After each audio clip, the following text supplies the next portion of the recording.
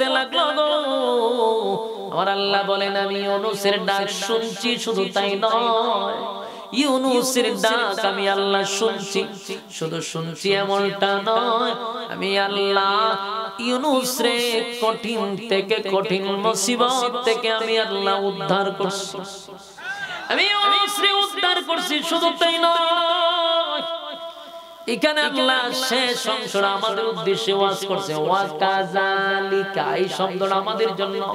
ওয়া কাযালিকা নুজিল মুমিনিন, আল্লাহ বলেন আমি ইউনূস নবীর ডাক শুধু শুনছি তাই নয়, ফাস্তাজাবনা লাহু ওয়া নাজ্জাইনাহু মিনাল গাম্মি।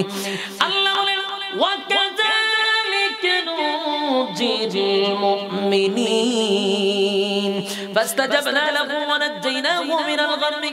রব্বে কারীম বলেন ইউনূসকে আমি কঠিন থেকে কঠিন মুসিবত থেকে আমি আল্লাহ তারে উদ্ধার করলাম। সুবহানাল্লাহ। বাড়ি মাছের পেটের ভিতর থেকেও বাঁচে, হয় কথা বল না, সাপের পেটের ভিতর থেকেও বাঁচে। একটা মাছ নয় গো, দুইটা মাছের পেটের ভিতর থেকে ইউনূস নবীকে আমার আল্লাহ উদ্ধার করছে। ফাস্তাজাবনা লাহু ওয়া নাজ্জাইনাহু মিনাল গাম্মি ওয়া কাযালিকা নুজিল মুমিনিন। আল্লাহ রাব্বুল আলামিন বলেন কেউ যদি মুসিবতের মধ্যে পড়ে আমি আল্লাহর শরণাপন্ন হয়, আমি আল্লাহ ওয়াদা দিলাম ইউনূস নবীরে যেমন কত অবস্থায় সুস্থ অবস্থায় আমি আল্লাহ ফিরায় দিছি। পৃথিবীতে যত মুমিন বান্দা বান্দি আছো, তোমরাও যদি মুসিবতে পড়ো আর আমি আল্লাহর শরণাপন্ন হও, ওয়াদা দিলাম ওয়া কাযালিকা নুজিল মুমিনিন, আমিও তোমাদেরকে উদ্ধার করব। সুবহানাল্লাহ। আমার যুবক ভাইরা, ইউনূস আলাইহিস সালাতু ওয়াস সালাম কে আমার আল্লাহ মাছের পেটের ভিতর থেকে উদ্ধার করছে। মাছের পেটের মধ্যে এত বেদনার সৃষ্টি করছে, এত বেদনা সৃষ্টি করছে। মাছটা সাগরের তলে 40 দিন ছিল, বিমানের মতো দৌড়াইছে, সাগরের কোল কিনারায় দৌড়াইছে, তলদেশে দৌড়াইছে, ইউনূস নবীরে বিমানের মতো ভ্রমণ করাইছে। এটা এত দূরে গেছিল, যখন বেদনা সৃষ্টি করে দিয়েছেন, মাছ এত দ্রুত গতিতে সাগরের ভিতরে দৌড়াইতে দৌড়াইতে ইউনূস নবী যেখানে আয়েশা মাছের পেটের ভিতরে ঢুকছিল, এই জায়গা ক্রস করে নদীর পারে গিয়ে ইউনূস নবীরে উগলাইয়া জমিনে ছেড়ে দিছে। সুবহানাল্লাহ। আমার যুবক ভাইরা, অক্ষত অবস্থায় সুস্থ অবস্থায় ইউনূস নবী 40 দিন মাছের পেটের ভিতরে ছিল। 40 দিন পরে আমার আল্লাহ মাছের পেটের ভিতর থেকে বাহির করে দিয়েছে। কিন্তু বেশি দিন মাছের পেটের ভিতরে থাকার কারণে, বাতাস না লাগার কারণে ইউনূস নবীর শরীরটা দুর্বল হয়ে গেছে। যেই মাত্র এইভাবে পইরা শুয়ে আছে, উঠতেও পারে না, বসতেও পারে না। রৌদ্রের আলো লাগলে ইউনূস নবীর কষ্ট হবে মরুভূমি, কারণ সাগরের কিনারে তো শুধু বালু। প্রচন্ড রৌদ্রের মধ্যে আল্লাহ রাব্বুল আলামিন ইউনূস নবীর চতুর্দিকে খেজুরের গাছ তৈরি করে দিল। সুবহানাল্লাহ। এই খেজুর গাছগুলি বড় হইতে লাগলো, মুজিজা এত বড় হয়ে গেছে। আশেপাশে আল্লাহ ডালিমের গাছ লাগায় দিয়েছে। খেজুর পাইকা পাইকা ইউনূস নবীর সামনে পড়ে, এখান থেকে কুড়ায়া খায়। ডালিম ওনার হাতের পাশেই ডালিম বেরা খায়। মিষ্টি পানির ব্যবস্থা করে দিছে, সব খায়া ইউনূস নবীর শরীরে শক্তি আসছে। ইউনূস আলাইহিস সালাতু ওয়াস সালাম ওইটা দাঁড়াইলো, দাঁড়াইয়া এখন সিদ্ধান্ত নিছে, আমার ভুল ছিল রে, আমার অপরাধ ছিল, আমার মালিকের অর্ডার ছাড়া কেন গো আমি কেন দেশ ছেড়ে বিদেশ গেলাম, এটা আমার কমতি ছিল। আমি আমার মালিকের অর্ডার পালন করি নাই, আমার মালিকের অর্ডার আমি অমান্য করছি। তাই ইউনূস নবী সিদ্ধান্ত নিছে, আমি আবার নিনুয়া নামক শহরে যাব, আবার আমি গিয়ে কালেমার দাওয়াত দিব। সুবহানাল্লাহ। এতে যদি আমারে তারা শহীদ করে দেয়, আমার আল্লাহ আমি শহীদ হয়ে যাব, এরা যদি আমারে হত্যা করে শহীদ করে দেয়, দিনের দাওয়াত দিতে গিয়া আমি পয়গম্বর শহীদ হয়ে যাব, তারপর আমার মালিকের অর্ডার ছাড়া আমি সামনে একটা কদম বাড়াবো না। এই মর্মে ইউনূস নবী রওনা দিছে নিনওয়া নামক শহরে। ইউনূস আলাইহিস সালাতু ওয়াস সালাম কোন শহর থেকে আসছিল? নিনওয়া নামক শহর থেকে। উনি নিজেই বলতেছে আমার অপরাধ হয়ে গেছে মালিকের অর্ডার ছাড়া আসা। তাই ইউনূস নবী আবার সিদ্ধান্ত নিছে আমি নিনওয়া নামক শহরে গিয়ে কালেমার দাওয়াত দিব, যদিও তারা আমারে হত্যা করে আমি আল্লাহর রাস্তায় শহীদ হব, কিন্তু আমি আর মালিকের অর্ডার ছাড়া সামনে আগাবো না। আল্লাহ ওনার এত বড় পরীক্ষা নিছে, এত বড় পরীক্ষা। ইউনূস নবী পরীক্ষায় ফেল করে না, ইউনূস নবী পরীক্ষায় পাস করছে। ফার্স্ট ডিভিশনে পাস। ইউনূস নবী পরীক্ষাতে দিছে, পরীক্ষায় পাস করছে। এবার সিদ্ধান্ত নিল নিনওয়া নামক শহরে যাবে। সুস্থ হয়ে গেছে। নিনওয়া নামক শহরের দিকে যখন রওনা দিছে, রাস্তা দিয়ে যাওয়ার পথে হঠাৎ করে একজন মাছওয়ালা, একজন মাছ চাষ করে এমন ব্যক্তি ডাক দিয়া কয়, আল্লাহর পয়গম্বর একটু দাঁড়ান। সুবহানাল্লাহ। এটা আশ্চর্যের বিষয়। 40 বছর কালেমার দাওয়াত দিল, জীবনে কোনদিন ইউনূস নবীরে কেউ নবী হইয়া ডাক দিছে না। 40টা বছর কালেমার দাওয়াত দিল, কেউ কোনদিন ওনারে নবী বইলা ডাক দেয় নাই। ইউনূস নবী আশ্চর্য হয়ে গেল ঘটনা, কে রে আমারে নবী বইলা ডাক দেয়, কে আমারে আল্লাহর পয়গম্বর বইলা ডাক দেয়। ইউনূস নবী আশ্চর্য হয়ে পিছনে তাকায়া দেখে একটা সাধারণ মানুষ বলে, হুজুর আপনি আল্লাহর পয়গম্বর। সুবহানাল্লাহ। আরে মাছওয়ালা কেমনে বুঝলে আমি আল্লাহর পয়গম্বর? বলে একটু দাঁড়ান, আপনি একটু দাঁড়ান, আমি আসতেছি। এই মাছওয়ালায় গিয়া ইউনূস নবীর ছোট ছেলেটারে ইউনূস নবীর সামনে দাঁড় করাইছে। দাঁড় করায়, এটা কি আপনার ছেলে? বলে হয়, এটা আমার ছেলে। ইউনূস নবী হারানো সন্তান ফিরে পাইছে। হারানো সন্তান যদি কেউ ফিরে পায় কেমন আনন্দ, এটাকে আমি ওয়াজ করে বুঝাইতে পারবো। ইউনূস নবী বাচ্চাটারে জড়ায়া ধইরা চুমাইতেছে আর কাঁদতেছে, আমার কলিজার টুকরাকে আমি ফিরে পাইছি। কেমনে রে আমার সন্তানটারে কোথায় পাইলি, কেমনে পাইলি? বলে আমি তো এই সন্তান পাইয়াই বুঝতে পারছি আপনি আল্লাহর পয়গম্বর।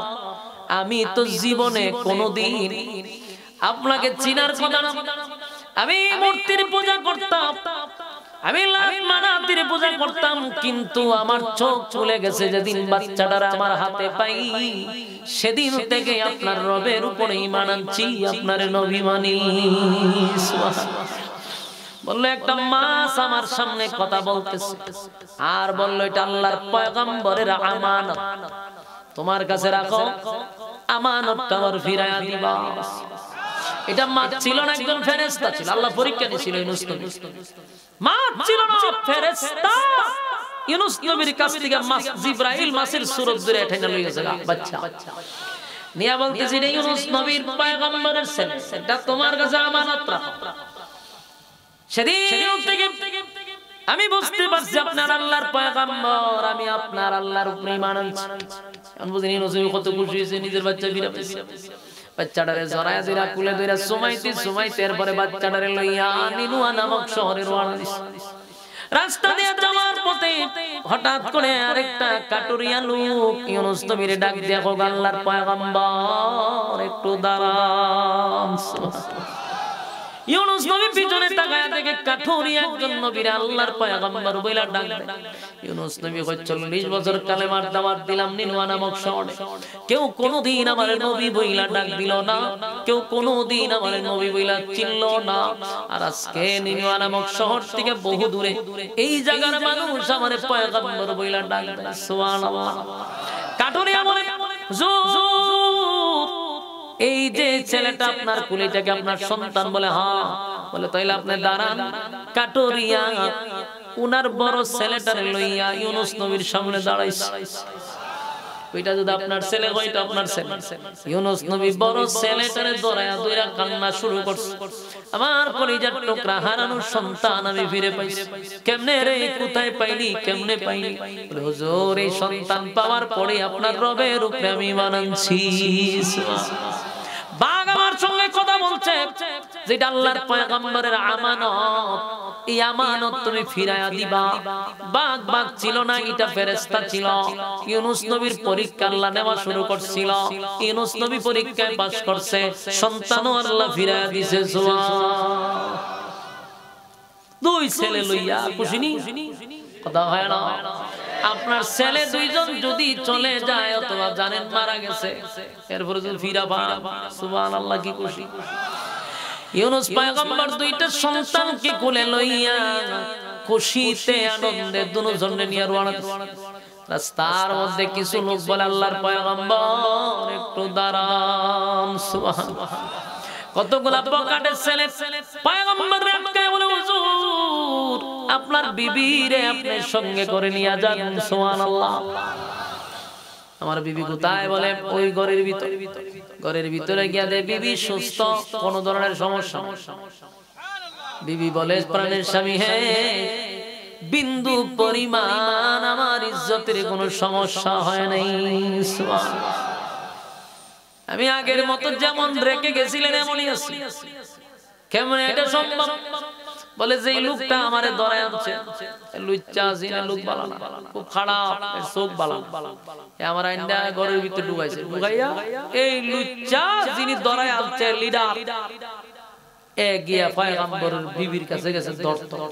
যে হাত বাড়াইছে আল্লাহর পয়গম্বরের বিবি না, হাত বাড়াইতে এর হাত ফেরাইছে। সুবহানাল্লাহ। এজন গেছে ধরতে, এর হাত গেছে ফেরাইছে। এখন তে শিক্ষা শুরু করছে, সব গুনাহ আমার হাত দিয়ে ফেরাইছে। এখন এ শিক্ষা শুরু করছে। কার জীবন এটা করতাম না, তওবা করছি, জুতা দিয়া কপালে মারি, তাও আমি আর তোমার শরীরে ধরতাম না। বোন মাপ চাই, আমার হাতটা যেন ভালো হয়ে যায়। শিক্ষা শুরু করছে, ব্যথা কান্না রুল ফালাই। বিবির বউ তো কাছে, ঠিক আছে মাফ করে দিলাম। মাফ করতে আবার হেরাত ভালো হয়েছে। ভালো হয়েছে, দুই একদিন গেছে, কিন্তু ওই যে উত্তালে সোজা হয় না। চরিত্র যার খারাপ, মারাত্মক। এ যদি ভালো গেছে বিশ্বাস করা যেত না। এ বালাটা হয়েছে, কিছুদিন পরে আবার গেছে পয়গম্বরের বিবিরা, আবার চাইছে ধরত, যে আমার হাত বাড়াইতো, আবার ফেরাইছে। এইভাবে হে এমন মারাত্মক, তিনবার সুস্থ হয়েছে, তিনবার হাত বাড়াইছে। এই করতে করতে একটা পর্যায়ে ভয়ে এই এলাকা ছেড়ে দিয়েছে। সর্বনাশ, এই মহিলা সাধারণ মহিলা না, আল্লাহ বিবিরে হেফাজতে রাখছে। কারণ বিবি বলছিল আমার আল্লাহর জিম্মায় ছেড়ে দেন, আল্লাহ জিম্মায় রাখছে। সুবহানাল্লাহ। নির্যাতন করলাম, মারধর করলাম, কত কিছু করলাম, কোনদিন প্রতিবাদ করে নাই। আমাদেরকে হুঁশিয়ারি করলো, আমরা মানলাম না। দিন তারিখ ঠিক করে দিল, তাও মানলাম না। এখন আমাদেরকে কে বাঁচাবে? কে আমাদেরকে এখন বাঁচাবে? আমরা নিজেরার ধ্বংস নিজেরাই ডেকে আনছি। কান্না শুরু করছে। وَظَنُّونَ إِذْ ذَهَبَ مُغَاضِبًا فَظَنَّ أَن لَّن نَّقْدِرَ عَلَيْهِ فَنَادَىٰ فِي الظُّلُمَاتِ أَن لَّا إِلَٰهَ إِلَّا أَنتَ سُبْحَانَكَ إِنِّي كنت من الظالمين। আল্লাহ রাব্বুল আলামিন বলেন, ওয়াজান্নুন, মাসওয়ালার ঘটনা শুনো, মাসওয়ালার ঘটনা, মাসওয়ালার ঘটনা শুনো। আল্লাহ রাব্বুল আলামিন বলেন, আকাশটা যখন কালো হয়ে গেল, বিকট থেকে বিকট আওয়াজ যখন শুরু হয়ে গেল, নিনওয়া নামক শহরের মানুষ বুঝতে পারছে গজবটা এসে পড়ছে। এখন আমাদেরকে কে বাঁচাবে? কে আমাদের পাশে এখন দাঁড়াবে? বুঝতে পারলাম না। ইউনূস আমাদের শুভাকাঙ্ক্ষী ছিল, আমাদের কল্যাণের জন্য সে কাজ করছে, আমাদেরকে বাঁচানোর জন্য কাজ করছে। তারে গুরুত্ব দিলাম না। 40টা বছর আল্লাহর পয়গম্বরকে আমরা মারধর করলাম, কত লাঞ্ছিত অপমানিত করলাম। আমাদেরকে সতর্ক বাণী দিল, সতর্ক বাণীটাও পর্যন্ত মানলাম না, এমন কি দিন তারিখ পর্যন্ত জানায়া দিল রে, তারপরও আমরা অ্যালার্ট হইলাম। নেনুয়া নামক শহরের মানুষ এতক্ষণে বুঝতে পারছে গজব আমাদের দ্বার প্রান্তে, আমরা গজব দেখছি রে, গজব আসবে। কান্নার রোল পড়ায়া দিল আর চিৎকার দিয়া বলতে লাগলো, মালিক বুঝতে পারি না আপনার পয়গম্বরকে আমরা চিনতে পারি না। এখন যদি ইউনুস থাকতো, ইউনুস যদি থাকতো আমরা দৌড়াইয়া তার কাছে যাইতাম, তার পায়ে ধরে মাফ চাইতাম, তার হাতে কালেমা পড়ে ঈমান আনতাম। কিন্তু মালিক আপনার পয়গম্বর এরিয়ার ভিতরে নেই। আমরা তারে তন্ন তন্ন করে তালাশ করলাম, কোথাও পাইলাম না গো, আপনার ইউনুসরে পাইলাম না। আল্লাহ এখন এই গজব আমাদের উপরে আসবে।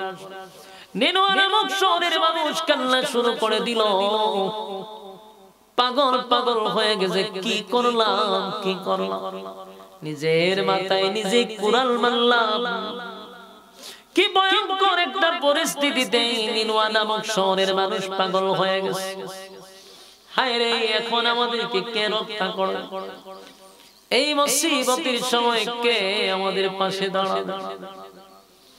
যত সময় যায় গজব তত কাছে আসা শুরু, বিকট থেকে বিকট শব্দ শুরু হয়ে গেছে রে। একজন দাঁড়ায়া বলে, শোনো, ইউনুস তো নাই, ইউনুস রে তালাশ করেও কোনো লাভ নাই। ইউনুস যে জায়গায় গজব আসবে সেই জায়গায় ইউনুস থাকবে না, এটা নবীদের সিস্টেম। এখন যদি আমরা ইউনুসকে তালাশ করি, ইউনুসের আশায় আমরা বসে থাকি, এর ভিতরে গজব আইসা আমরা রে শেষ করে দিবে। তাই আমরা নিজেরাই যতটুকু পারি ইউনুসের রবের কাছে আমরা কৃতকর্মের জন্য মাপ চেয়ে নেই। সুবহানাল্লাহ। মানুষ নিজের ভুল বুঝতে পাইরা নিজেরাই আল্লাহর কুদরতি পায়ে সেজদায় পড়ে গেছে। সেজদায় পড়িয়া এই মানুষগুলি বলতে লাগলো, মালিক অন্যায় করছি, অপরাধ করছি, নিজের মাথায় নিজে কোরাল মারছি গো। আল্লাহ কত অ্যালার্ট আমাদেরকে করছে, কত সতর্ক বাণী দিলেন, এরপরও আমাদের টনক লড়লো না। আল্লাহ আমরা গুনাহ করতে করতে করতে করতে দিলটারে পাথর বানাইছি, আপনার গজব যে আসবে এটার আমরা তোয়াক্কা করি। মাবুদ আপনার নবীরা কত বুঝানি আমরারে বুঝাইল। ইউনুস আমাদের তারে তারে তারে তারে ঘরে ঘরে বারবার আসছে, আমরা তারে উল্টা মারধর করছি। হায় রে, যেই জাতি তার পয়গম্বরের উপরে হাত তুলে সেই জাতি তো ধ্বংস হবে। কান্নার রোল পালায় বলে, মালিক বুঝতে পারি নাই, অন্যায় করছি, অপরাধ করছি।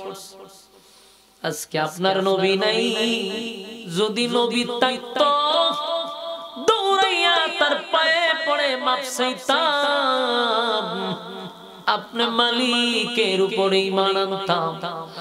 যেহেতু আপনার নবী নাই, তাই আমরা নিজেরাই আপনার কালেমা পড়ে ঈমান আনলাম, আপনি এক দ্বিতীয় বিশ্বাস করলাম, আপনার নবী ইউনুসের উপরে কালেমা পড়লাম। আল্লাহ আমরা ঈমান আনছি, আপনি এক দ্বিতীয়, আপনার কোনো শরীক নেই, আপনার কোনো ইলাহ নেই। সবাই কালেমা পড়ে ঈমান আনছে রে। বিগত অন্যায় অপরাধের জন্য মালিকের কাছে এমন ভাবে তওবা করছে, এমন কান্না কাঁদছে, কান্নার রোল বানায়া দিছে। এমনি আমার আল্লাহ ডাক দিয়া বলে জিবরাইল রে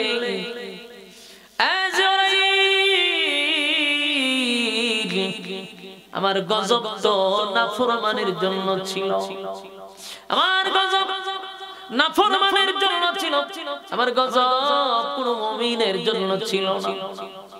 আল্লাহ ওয়ালাদের উপরে গজব পড়ার কথা ছিল না, যারা জমিনে নাফরমানি করছে তাদের উপরে আমার গজব পালানোর কথা, তাদেরকে ধ্বংস করার কথা। কিন্তু আমি তাকায়া দেখে নেনুয়া নামক শহরে একটা নাফরমানও নাই যার উপরে আমি গজব ফালাবো। সবাই আমি আল্লাহর উপরে ঈমান আনছে, সবাই মুমিন হয়ে গেছে। এখন আর জমিনের মধ্যে নাফরমান নাই রে। জিবরাইল আমার গজব তুমি উঠায় আনাও।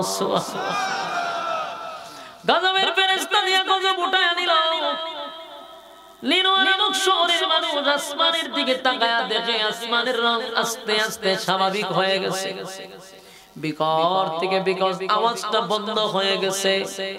তার মানে আল্লাহ গজব দেয় নাই, গজব দেয় নাই, গজব দেয় নাই, কারণ গজব তো দেয় না ফরমানের উপরে। কিন্তু তারা এমন ভাবে তওবা করছে, আমার মালিক তাদের তওবা পছন্দ করছে, তাই তাদেরকে গজব দেয় না। নিনুয়া নামক শহরের মানুষ এখন শুধু পাগল পাগল হইয়া তাদের নবীরে তালাশ করে। হায় রে, আমরা আল্লাহর পয়গম্বর পাইয়াও চিনলাম না, পয়গম্বর পাইয়াও আমরা কদর করলাম না। নিনুয়া নামক শহরের অলিতে গলিতে পাবলিক নবীরে তালাশ করে পায় না। অন্যদিকে ইউনূস পয়গম্বর ডিস্ট্রিক্ট ছাইরা ভিন্ন ডিস্ট্রিক্টে চলে গেছে। ইউনূস নবী এতগুলা ঘটনা জানে না। ইউনূস নবীর ধারণা এতক্ষণে নিনুয়া নামক শহরে আল্লাহ গজব দিয়া ধ্বংস করে দিছে। কিছুদিন পরে ইউনূস নবীর সঙ্গে নিনুয়া নামক শহরের একজনের সাক্ষাৎ হইছে। নিনুয়া নামক শহরের লোকটারে দেখা ইউনূস নবী আড়াল থেকে বলতে লাগলো, আপনি কি নিনুয়া নামক শহরে আপনার বাড়ি? বলে হ্যাঁ। ওই দেশের অবস্থা কি? বলে অবস্থা তো ভালো। বলে এই দেশে না গজব পড়ার কথা? বলে না, গজব গজব তো পড়ে নাই। মানুষ কি সব ঠিক আছে? বলে সব ঠিক আছে, কোনো জামানা টামানা নাই। কে কইছে? এই লোক ইউনূস নবীর চিনে নাই। হ্যাঁ, সব ঘটনা ইউনূস নবী শোনার পরে কালে মাঝে দেশের মানুষ করছে এই কথা তো ইউনূস নবী জানে না। হ্যাঁ, ওই কথা কইছে। এ কয় দেশ ঠিক আছে, জনগণ ঠিক আছে, ফালতু কথা কই নাম যাই। হ্যাঁ, ইউনূস নবীর চিনে। ইউনূস নবী পরিচয় দেয় নাই, কারণ ইউনূস নবী ভয় আছে। আমি পলাই আইছি, জানে না তুই দেশের মানুষ তো কালেমা পড়ছে। এখন ইউনূস নবী চিন্তা করল, যেই জাতির আমি 40 বছর দাওয়াত দিলাম। কত বছর? 40 বছর আমি দাওয়াত দিলাম। কালেমার দাওয়াত দিতে গিয়ে আমি রক্তাক্ত হইলাম। এতটা রক্তাক্ত আমি ইউনূসরে করছি, মারধর করছে, কালেমা পড়ে নাই। তাদেরকে আমি গজব আসবে এই কথা বলার পরেও তারা ভয় পায় না। দিন তারিখ আমি তাদেরকে বইলা দিলাম, এত তারিখে গজব আসবে এই কথা বলে আমি চলে আসলাম, কিন্তু গজব তো আইলো না। নিনুয়া নামক শহরের কিছু হইল না। এখন আমি ইউনূস যদি নিনুয়া নামক শহরের ভিতরে ঢুকি, ওই মানুষ আমারে বাইরিয়া মাইরা লাইব। ইউনূস নবীর ধারণা গেলে মাইর লাইব আমারে, কারণ হইলো আমি তো আর গজব আইব কথা বইলাইছি, আর এটা যে খারাপ। আমি গেলে কব গজব আইলো না কেরে, এই অপরাধ আমার বাইরিয়া মাইরা লাইব। ইউনূস নবী ভয় পাইছে যে সর্বনাশ, যে খারাপের খারাপ। ইউনূস নবী তার জানে না যে এটা ভালোই গেছে। ইউনূস নবী কইছে না, এই শহরে আমি আর যাব না। কথা বুঝতেছেন? কি শহরে যাব না, এই শহরে আমি আর যাব না। নিজে নিজে সিদ্ধান্ত নিছে। আল্লাহ বলে মুয়াজ্জানুন إذ ذهب مغاضبا فظن أن لن نقدر عليه। আল্লাহ রাব্বুল আলামিন বলেন, মা মাছওয়ালার ঘটনা শোনো, মাছওয়ালার ঘটনা শোনো। মাছওয়ালার ঘটনা বর্ণনা করতেছি। মাছওয়ালা নিজের ব্যক্তিগত সিদ্ধান্তে রাগান্বিত হইয়া দেশ ছাইরা বিদেশ যাওয়ার সিদ্ধান্ত নিছে। এই মাছওয়ালার সিদ্ধান্ত হলো, যেই দেশে নবীরে তারা নির্যাতন করে, এই দেশে আমি আর যাব না, আমি দেশ ছাইরা বিদেশ চলে যাব। এখন কি সিদ্ধান্ত নিছে? আপনার কি মনোযোগ আছে? মনোযোগ না থাকলে আলোচনা বুঝবেন না।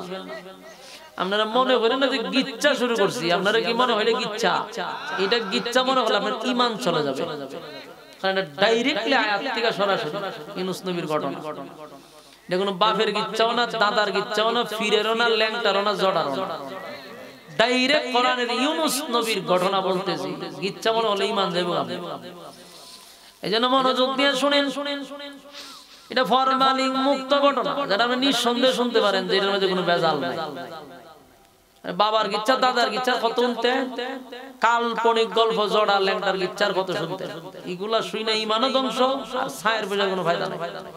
গিচ্ছা কোরআনে বহু আছে, হাজার হাজার গিচ্ছা কোরআন আছে। কোরআন থেকে গিচ্ছা বলেন তাহলে অথেন্টিক মানুষ যেগুলা জানা দরকার। ফরমালিন কেন শুনবেন? আপনারা কি বিরক্ত হইতে যায়? বিরক্ত হইলে আমার একটু জানায়েন, আমারও সুবিধা হইব আস্তে আস্তে। ইউনূস আলাইহিস সালাতু ওয়াস সালাম সিদ্ধান্ত নিছে নিজে নিজে। এই জায়গাটা মনোযোগ দিয়ে শুনুন। নিজে নিজে সিদ্ধান্ত নিছে আমি দেশ ছেড়ে বিদেশ যাব।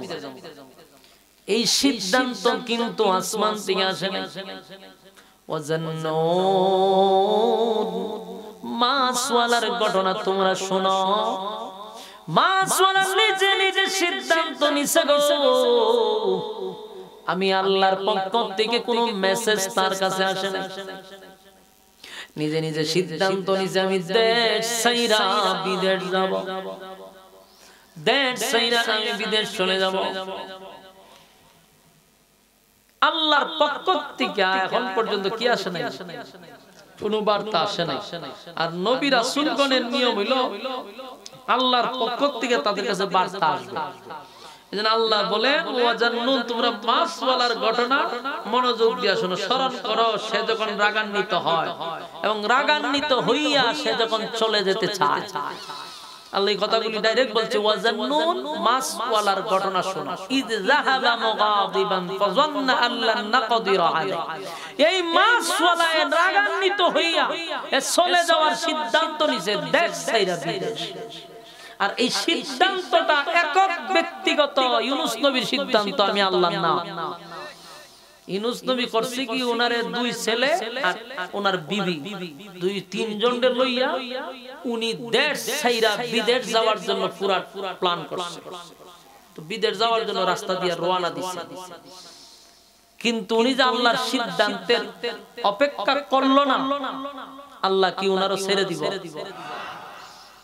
নবীদের কোনো গুনাহ নাই, তারা কি নিষ্পাপ। কোন নবীদেরকে দিয়ে আল্লাহ গুনাহ করার নাই। উনি যে সিদ্ধান্ত নিছে এটা গুনাহ না, এটা আল্লাহর কাছে পছন্দনীয় না। পছন্দ একটা, গুনাহ একটা। কথা বুঝতে চাই? এখন মনে করেন একটা বিষয়, যেমন আপনারা পোস্টার করছেন, একটা एग्जांपल পোস্টার করছেন, কিন্তু আমি যদি কই পোস্টারটা আমার পছন্দ হয় না, এটা কি আমার গুনাহ হইছে? এটা পছন্দ হয় না এক জিনিস, আর গুনাহ আরেক জিনিস। ইউনূস নবীর সিদ্ধান্তটা আল্লাহর কাছে পছন্দ হইছে, কিন্তু ইউনূস নবী কোনো গুনাহ করে না, কারণ এরা যে জাতি, আর ইউনূস নবী তো জানে না যে তারা কালেমা পড়ছে। ইউনূস নবী জানতো সব আল্লাহ হয়ে গেছে, তো ইউনূস নবী যাইতো, কারণ ইউনূস নবী 40 বছর টানা মার গেছে। আর এটা গজব ভয় পায় না, গজব রে আর কোন সময় আসবে। ইউনূস নবী চিন্তা করছে এদেরকে যে আমি এতগুলা জিনিস বললাম, এমনি দাওয়াত দিতে গেলে মারতো, আর আমি যখন গজব আসবে বলছি, গজব আসছে না, এখন তো আমার মিথ্যাবাদী বলে মারবো, আর জায়গাতে মেরে নিব আমারে। এই কারণে উনি সিদ্ধান্ত নিয়েছে যে 40 বছর যেহেতু কালেমা পড়ছে না, এই জাতির দাওয়াত দেওয়ার দরকার নেই, অন্য জায়গায় দাওয়াত দিব, এই জায়গার মানুষের দাওয়াত দেওয়ার দরকার নেই, আমি দেশ ছেড়ে বিদেশ চলে যাব। স্ত্রী দুই ছেলের রওনা দিছে। সাগরের পাড়ে গেছে, যেখানে ট্রলার আসে, ট্রলার বড় জাহাজ দিয়া নদী সাগর ফাইরিয়ে আরেক দেশে গেছে।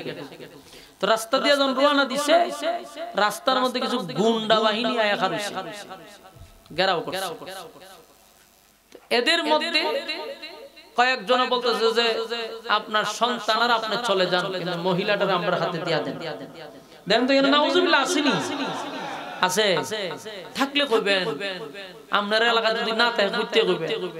আর আপনারা কোন সময় কোন কেউ মারা গেলে নাউজুবিল্লাহ, কি কেউ মারা গেলে কও, আমি তো জানি না।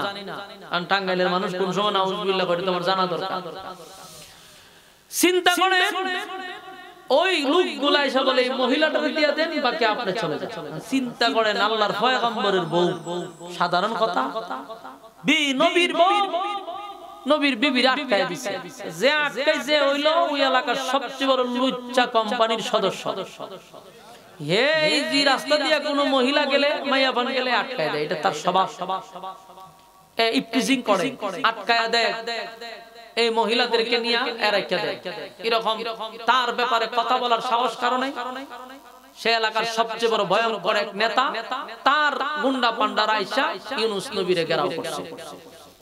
এখন এদের সাথে ইউনূস নবী কোনোভাবেই পেরে ওঠা সম্ভব না। এর মধ্যে ইউনূস নবীর বিবি বলতেছে যে স্বামী, আপনি 2 সন্তান নিয়ে চলে যান, আমারে আল্লাহর জিম্মায় আপনি রেখে যান। সুবহানাল্লাহ, আমার আল্লাহর জিম্মায় আপনি রেখে চলে যান। ইউনূস নবী চিন্তা করলো, আমি এখানে থাকলে সময় নষ্ট হবে, আর নিনুয়া নামক শহরের মানুষ যদি খবর পায় যে আমারে আর আমার বউ আমার সন্তান এমনি মেরে লিবে, সুতরাং বউ যেহেতু ওই আল্লাহর জিম্মায় রেখে যেতাম, আল্লাহর জিম্মায় রাইখা 2 সন্তান নিয়ে ইউনূস নবী চলে গেছে। আর এই গুন্ডা ভান্ডারা নবীর বিবিরে নিয়ে চলে গেছে। ইউনূস নবীর প্রথম দাফে আল্লাহ পাকড়াও করছে। বলুন কি করছে? পাকড়াও করছে নি, মই কথা দি কই না, পাকড়াও করছে আল্লাহ, ধইরা লাইছে। উনি ভাবছিল যে আল্লাহ ওনাকে ধরবে না। এই যে আল্লাহ এই কথাটা স্পষ্ট বলছে, ওয়াজান্নুন ইয যাহাবা মুগাদিবান ফাযান্না আন লান নাকদির আলাইহি ফানাদা ফিজ যুলুমাতি আল্লা ইলাহা ইল্লা আনতা সুবহানাকা ইন্নী কুনতু মিনাজ জালিমিন। আল্লাহ কয় মাছওয়ালার ঘটনা তোমরা শুনো, কারণ সে যখন রাগান্বিত হয়ে চলে যায় এবং মনে করছিল আমি তাকে পাকড়াও করব না। বলুন, মনে করছিল আমি তারে পাকড়াও করব না। ইউনূস নবী মনে করছে আমি আমার বউটো লইয়া দেশ ছেড়ে বিদেশ যাবো, তো আমারে ভাইবো। কিন্তু আল্লাহ ইউনূস নবীরও পাকড়াও করছে। ইউনূস নবী জাতির ভয়ে, নিনুয়া নামক শহরের মানুষের ভয়ে চলে যায় যে এরা বেয়াদব, এরা গেলে আমারে হত্যা করবে। আল্লাহ কয় যে চইলা যাও, সিদ্ধান্তটা আমি দিছি না, তোমার ব্যক্তিগত সিদ্ধান্ত নিলা কেন?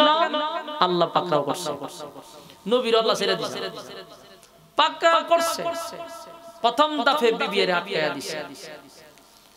ওয়াজান্নুন, মাছওয়ালার ঘটনা, মাছওয়ালার ঘটনা শুনুন। মাছওয়ালার মালিক পাকড়াও করছে রে, মাছওয়ালারে পাকড়াও করছে। ইয আদিবা ফাযান্না আন লান নাকদির আলাইহি, আল্লাহ রাব্বুল আলামিন বলেন মাছওয়ালার ঘটনা তোমরা মনোযোগ দিয়ে শোনো। মাছওয়ালা রাগান্বিত হইয়া দেশ ছেড়ে বিদেশ চলে যায়। মাছওয়ালা মনে করছে আমি তারে পাকড়াও করব না, কিন্তু আমি আল্লাহ তারে পাকড়াও করছি। এখন 2 ছেলে লইয়া চলে যাইতেছে, গিয়া একটা নদীর সামনে দাঁড়াইছে। যাত্রীবাহী জাহাজ আছে, এটার উপরে উঠা উনি বিদেশ চলে যাচ্ছে। এখন জাহাজে ওঠার সময় এটা তার এখন উন্নতি, এত উন্নত তো না, পাকড়াও শুরু হয়েছে, উনি নিজে বুঝতে পারছে। এখন মন খারাপ করে গেছে, বড়টা রেখে কুলো করে আনবো, সায়াদে বড়টা হলে বাগে দৌড় মারছে, শেষ নেই। প্রথম দল বিবিরে নিয়ে আসতে পারে না, ছোট ছেলেটারও নিয়ে গেছে, বড় ছেলেটারও নিয়ে গেছে, পাকড়াও করছে। হ্যাঁ কথা কই আমার যুবক ভাইরা, নবীদেরকে আমার মালিক পাকড়াও করছে, নবীদেরকেও পাকড়াও করছে। মালিক বলে মাছওয়ালা মনে করছে আমি তারে ছেড়ে দিব, কিন্তু আমি মাছওয়ালারে পাকড়াও করছি। আল্লাহ বলেন ওয়াজান্নুন, মাছওয়ালার ঘটনা শোনো। মাছওয়ালায় মনে করছে আমি তারে ছেড়ে দিব, কিন্তু আল্লাহ পাকড়াও করছে। দুই ছেলেরে নিয়ে গেছে, বিবিরেও নিয়ে গেছে, উনি এখন একা। ইউনূস আলাইহিস সালাতু ওয়াস সালাম বুঝতে পারছে মালিক আমারে ছেড়ে দিবে না, মালিক আমারে ছেড়ে দিবে না, মালিক আমারে পাকড়াও করছে, মালিক আমারে পাকড়াও করছে। বারাক্রান্ত লইয়া ইউনূস আলাইহিস সালাতু ওয়াস সালাম জাহাজের ভিতরে গিয়ে উঠছে, একা ওই অন্ত স্বপ্ন শেষ, একা গিয়ে উঠছে জাহাজের ভিতরে। যাত্রীবাহী জাহাজ, গন্তব্য হলো ভিন্ন দেশে। ইউনূস নবী একটা জায়গায় মন খারাপ করে বসে আছে। জাহাজ যখন সাগরের উপর দিয়া চলতে লাগলো, মাঝ সাগরে যাওয়ার পরে এখন জাহাজ গাড়িতে মাঝখানে মালিক ঘুরা এক জায়গা থেকে আবার পাকড়াও শুরু হয়েছিল। কথা শান্তি নাই, শান্তি দুই ছেলে গেল, বিবি গেল, নিজেও শান্তি নাই। এখন জাহাজ যাইব সোজা, এখন এটা জায়গা থেকে জায়গা ঘুরতেছে। সমস্ত যাত্রীবাহীরা, জাহাজের ভিতরের সমস্ত মানুষরা পাগল পাগল হয়ে গেছে। হায় হায়, যেরকম করার কথা না, পানির উপরে ঘুরে রে আমাদের জীবন এখন বিপদ। আর তখনকার যুগ তো এটা গণক মনক বকরচক করিতা অনেক কিছু জানতো। ইডি বকরচক করে একটা একটা করে এখানে রোগী আছে। কি রোগী? হয় কোন গোলাম তার মালিকের অর্ডার ছাড়া এখানে উঠছে, এরকম কোন বাগরা গোলাম আছে। বাগরা গোলাম, বাগরা গোলাম বুঝুনি? বাগুইনা আমরা কিতা কন, পলায়াদে যায় রে কিতা কন, বাগুইনা। এই বাগরা গোলাম সে পলায়ন করছে মালিকের অর্ডার ছাড়া। এরকম কোন গোলাম এখানে অবশ্যই আছে। এই জন্য এই জাহাজ আর সামনে যায় না। চিন্তা নেই তার মাথা কি পরিমাণ। কথা বুঝতেছেন? বিধর্মী হইল, এদের মাথা মারাত্মক ছিল, মেধা শক্তি ভালো ছিল, এদের ব্রেন মারাত্মক ছিল। এখন যদি এটি থাকতো তো এটি বহুত আগে এরা গ্রহ, মঙ্গল গ্রহ টঙ্গল তো ঘুরে পড়তো, আরো কত জিনিস আবিষ্কার। কারণ এর ব্রেন ভালো ছিল, এর কারণ আছে। এর ব্রেন ভালো হওয়ার কারণে এরা গুনাহ করতে পারতো। কথা বুঝতেছেন? গুনাহ ছিল কম, এইজন্য এদের মেধা ভালো ছিল। গুনাহ বলতে কি, এরা তো বিধর্মী ছিল, এটা হলো একটা জিনিস। আর একটা হইলো মানুষ যে গুনাহগুলি করে, জানা, ব্যভিচার, মিথ্যা, সুদ, ঘুষ, নাপাক খাবার, এগুলা তখন চিন্তা না, বাটপারি যেটা ছিল না। শুধু জাস্ট একটাই, এটা হলো আল্লাহ মানতো না, এটা তো বড় গুনাহ। কিন্তু আদার্স তারা সুদ খাইতো না, ঘুষ খাইতো না, মিথ্যা বলতো না, জানা, ব্যভিচার করতো না। এইজন্য এদের ব্রেন ভালো ছিল। আর আমরার ব্রেন কমছে গুনার কারণে, মেধা কমছে গুনার কারণে। আগাম কুহামের ফিস ডিগ্রি বুঝে গেছে, এইজন্য মেধা কম। তো এরা এই গবেষণা বাইর করছে যে কোন গোলাম মালিকের অর্ডার ছাড়া পলায়ন করে জাহাজে উঠছে, এই জন্য জাহাজ সামনে যায় না, খালি জাকাত করে। এটারে ফাইলে পরে তোমরা ইডাল দিয়ে ফালাই দাও সাগরে, দেখবা এই জাহাজ আবার সামনে দিয়ে চলতে থাকবে। এরা তো ঘোষণা দিছে, ইউনূস নবী কয় বালা কাম হইছে, বাগরা গোলাম তো আমি তো আমার মালিকের অর্ডার ছাড়া আমি আসছি। তাহলে আমার জন্য কেন জাহাজের মানুষ বিপদে থাকবে? আমার তো এমন নাই, হেমন নাই। তো এরা ডাক দেখো, কয়ো তোমরা অনর্থক মানুষকে বিভ্রান্ত না কইরা, এই আমি হলাম বাগরা গোলাম, মালিকের অর্ডার ছাড়া আসছি বিদেশে যাওয়ার জন্য। আমারে দইরা আপনারা সাগরে ফালাই দেন, আপনারা এই জাহাজ সোজা গন্তব্যে চলে যাবে। এরা ইউনূস নবীর চেহারা দেখিয়া সর্বনাশ, এত সুন্দর চেহারা, এত সুন্দর চেহারা, সুঠাম দেহ, আপনি তো গোলাম হইতে পারেন না। এরা তো আর এই গোলাম জানে না উনি কোন গোলামের কথা বলছে। এরা মনে করছে যে কোন বাড়িতে কাজ করতো এরকম একটা গোলাম ভাগ্য। আর ইউনূস নবীর তো দিলে বাড়ি মারছে, আমি তো আমার আসল মালিকের অর্ডার ছাড়া এসব, আমিও তো গোলাম।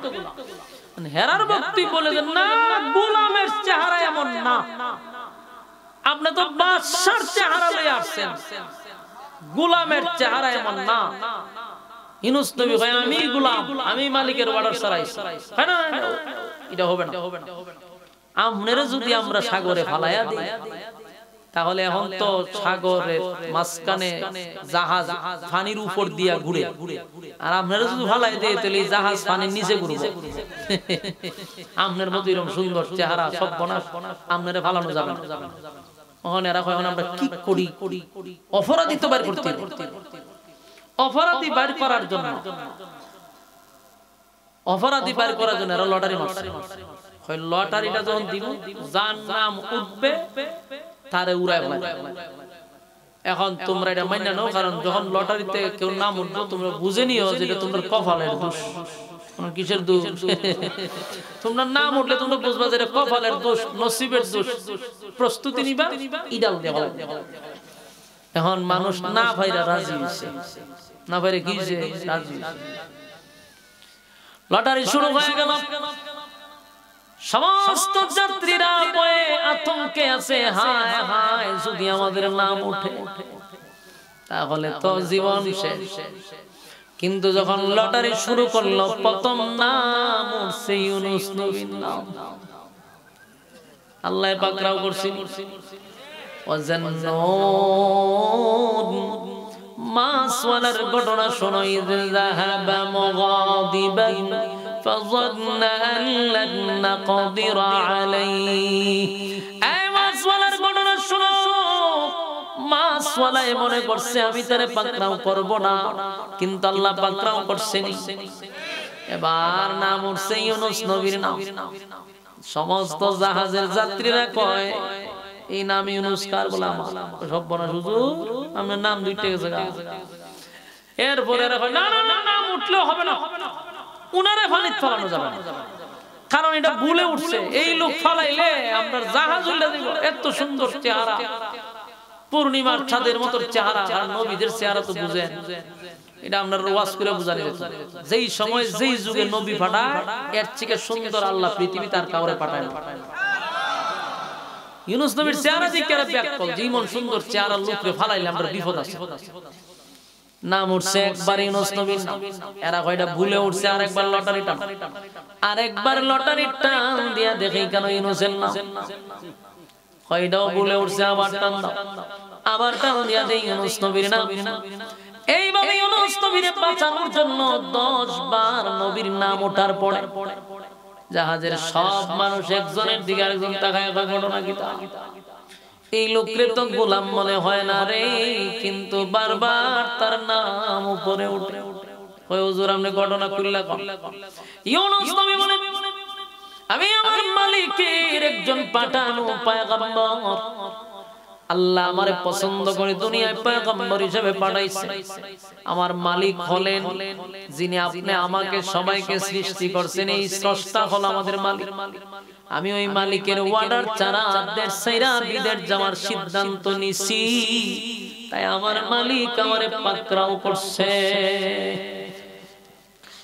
যখন জাহাজের সবাই কয় কি করব হুজুর, আমরা মাফ করে দিও, কারণ আপনার নাম যে বারবার উঠে, আমরা চেষ্টা করছি বহুত আপনার বাঁচাবেন লাগি, আর কাম হইছে না। দরকার হুজুর তো তাড়াতাড়ি হয়ে গেলে হাত পাও ধইরা হুজুর মাফ করে দিও, কই ইডাল্লাহ ফলাইছে। ইউনূস নবীরে যখন সাগরে ফালাই দিছে, ইউনূস নবী পানিতে পড়ার আগে এক মাছ ইউনূস নবীরে খাইছে। মাছ আইসা ইউনূস নবীরে খায়া ফলাইছে। এখানে আরো কয়েকটা riwayat আছে। আরেকটা riwayat আসছে যে মাছটা ইউনূস নবীরে খাইছে, এই মাছ সহ আরেক মাছ এই মাছটা খাই দিছে। তাহলে ইউনূস নবী কয় মাছের পেটে?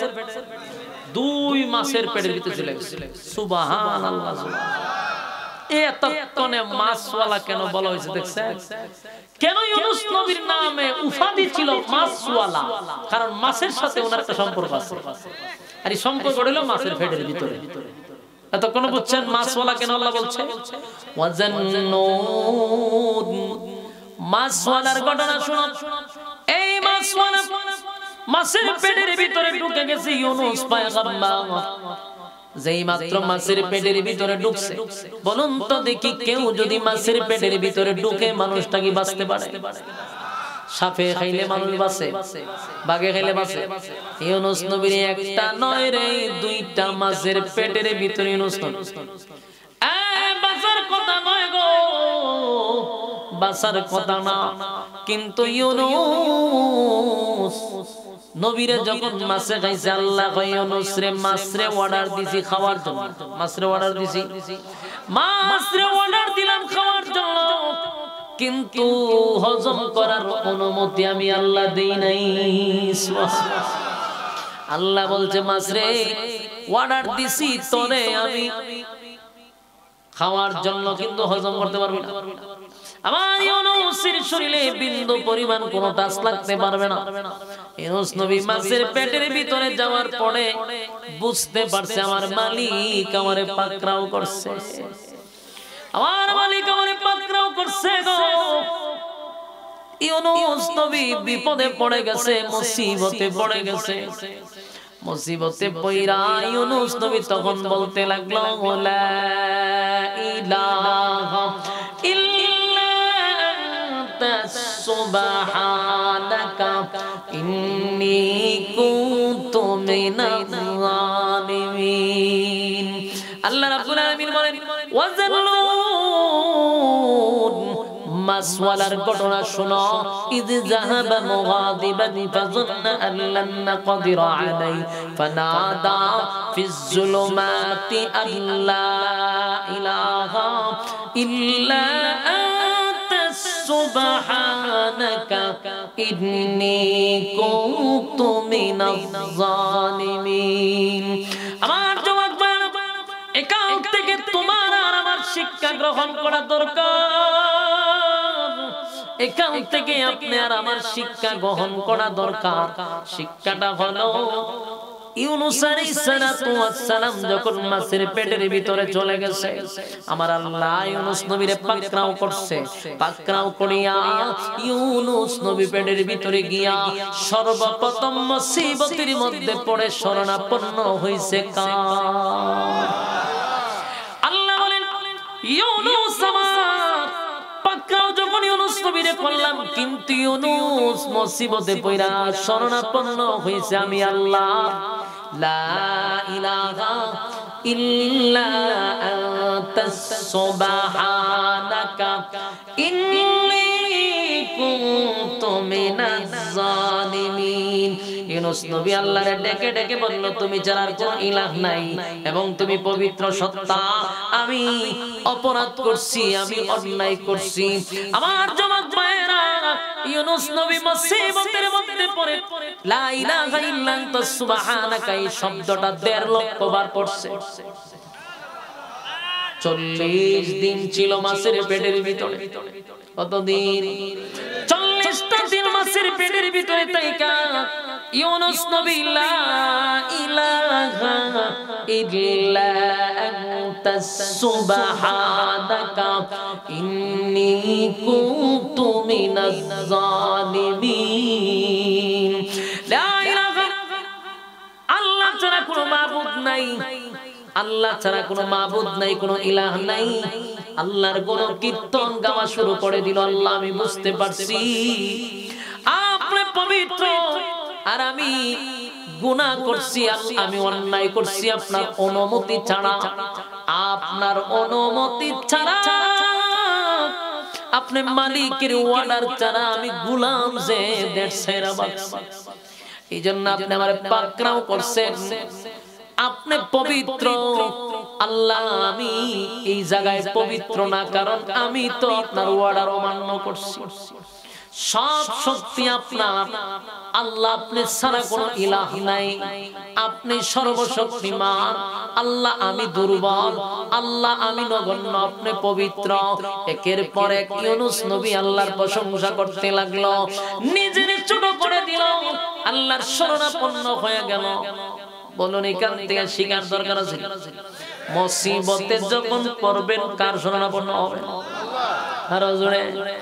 আর যুবক ভাইরা, মুসিবতের মধ্যে পড়লে শরণাপন্ন হব আল্লাহ, না কোনো বাবা, বাবা না কোনো বাবার, না কোনো পীরের, না কোনো জোড়া লেংটার, না কোনো পীর ফকিরের কাছে চাইব না, চাইব কার কাছে? আল্লাহ ছাড়া কোনো মাবুদ নাই, কোনো ইলাহ নাই, শরণাপন্ন হব আমার মালিকের। আল্লাহ বলেন আমার ইউনূস মুসিবতে পইড়া